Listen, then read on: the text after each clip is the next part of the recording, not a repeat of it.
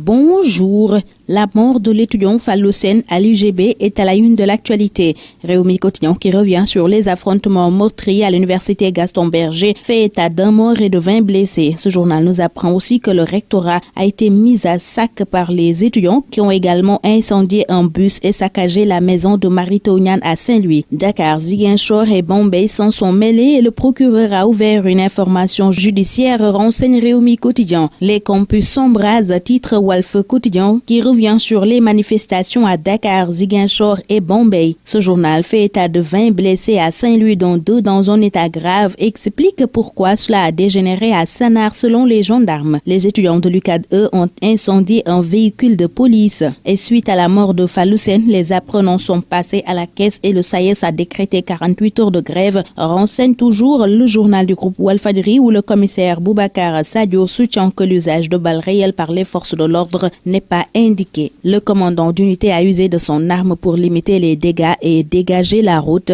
explique le colonel Papa Souleymane Cissé, commandant de la Légion Nord de la gendarmerie dans l'Observateur, qui nous apprend que l'État a actionné le procureur de la République du tribunal de Saint-Louis pour traquer le meurtrier. Et la famille de l'étudiant tué par balles réelles est sous le choc, note l'Observateur, qui revient sur les manifestations à l'UCAD où les étudiants ont bloqué l'avenue Cheikh Anta Diop et braqué un véhicule de police, et ils se sont également emparés d'une arme et des munitions et ont incendié 3 voitures selon le journal du groupe Futur Média. Libération rapporte la même information et note qu'à Dakar, les étudiants ont incendié une voiture de police et ont caillassé tout. Le Crous, le rectorat, la villa du recteur, la maison de Mary-Teuw Niane et un bus de l'OLAC ont été saccagés à Saint-Louis. Et on a enregistré 18 blessés graves du côté de la gendarmerie, si on en croit toujours ce journal qui signale que Macky Sall présente ses condoléances et exige l'ouverture d'une information judiciaire. Scène de chaos, titre par conséquent ce quotidien. Scène d'horreur, titre pour sa part le quotidien, qui revient largement sur les affrontements entre étudiants et forces de l'ordre à l'UGB. Dans ce journal, le ministre Augustin Tine soutient que ce sont les étudiants qui ont attaqué les gendarmes et la contestation gagne les campus de Ziguinchor, Bombay et Dakar, renseigne le journal de Madiambal Diagne. Le journal Vox Populi parle par conséquent de l'enfer dans les campus et un mort à l'UGB. Longuente Toubap vire au drame, Fallou Sène abattu par un gendarme, le Crous et le rectorat brûlé, la maison de Mary-Teuw Niane saccagée, note à sa une ce journal. Et le journal Dakar Times déplore encore un assassinat,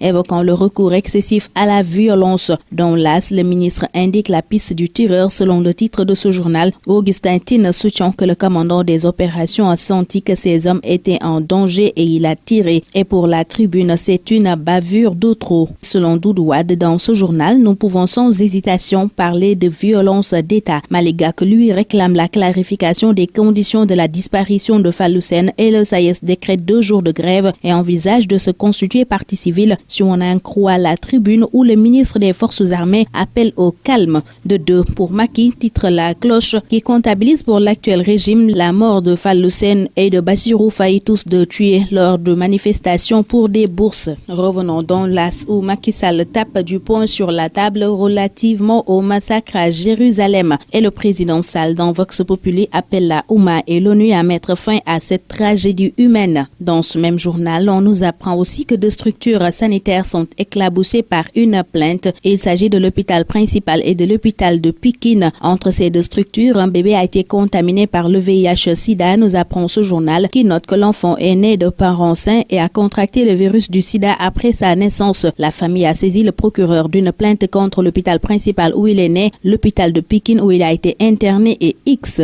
Le capitaine Jay, lui, risque la radiation si on en croit l'Observateur, qui revient à sa page 2 sur le cas de cet officier arrêté depuis vendredi dernier. Et selon aussi Rewmi Quotidien, le capitaine Mamadou Jay, qui fait l'objet de sanctions disciplinaires conformément au règlement de discipline générale des forces armées sénégalaises, la DIRPA renseigne dans les colonnes de ce journal que le capitaine Jay risque l'application des sanctions statutaires, notamment la traduction devant un conseil d'enquête en vue de sa radiation. Dans un communiqué, l'armée lui reproche d'avoir fait fi du devoir de réserve inhérent à son statut d'officier d'active et aux dispositions de la loi 71-0024 du 6 mars 1971. Dégâts collatéraux de cette affaire, dit capitaine Jay, le président Macky Sall a mis fin aux fonctions du DAGE de la présidence de la République, renseigne Libération. Ce journal signale qu'Abdoulaye Ndour a fait hier une sortie laissant penser qu'il était contre l'arrestation du capitaine Ndiaye mise aux arrêts de rigueur pour désertion. La finale de l'Europa League prévue à 18h45 intéresse principalement Record. Première pour Marseille ou troisième pour Atlético s'interroge à sa une ce quotidien. Le quotidien du sport évoque le mondial 2018, notamment les quarts de finale et titre